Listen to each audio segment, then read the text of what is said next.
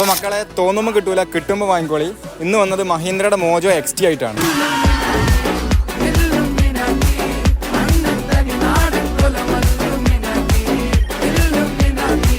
വണ്ടി വരുന്നത് 2016 മോഡലാണ്. സെക്കൻഡ് ഓണർഷിപ്പ് വണ്ടി.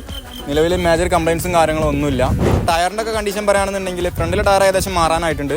ബാക്കിലെ ടയർ പറയുകയാണെന്നുണ്ടെങ്കിൽ ഒരു 40% ഓടാൻ ബാക്കിലെ ടയറുണ്ട്.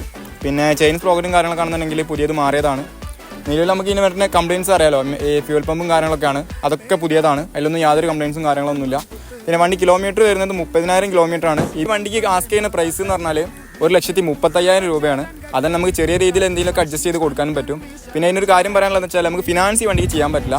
റെഡി ക്യാഷ് ഉള്ള പാർട്ടി ഉണ്ടെങ്കിൽ ഡയറക്റ്റ് വന്നോളി, വണ്ടി എടുത്ത് കൊണ്ടുപോയിക്കോളി. മോജോ ഒക്കെ ആയിട്ട് വന്നിട്ട് സൗണ്ട് കേട്ടില്ല എന്ന് പറഞ്ഞാൽ മോശമല്ലേ? നമുക്ക് സൗണ്ട് ഒന്ന് കേട്ടാളാം.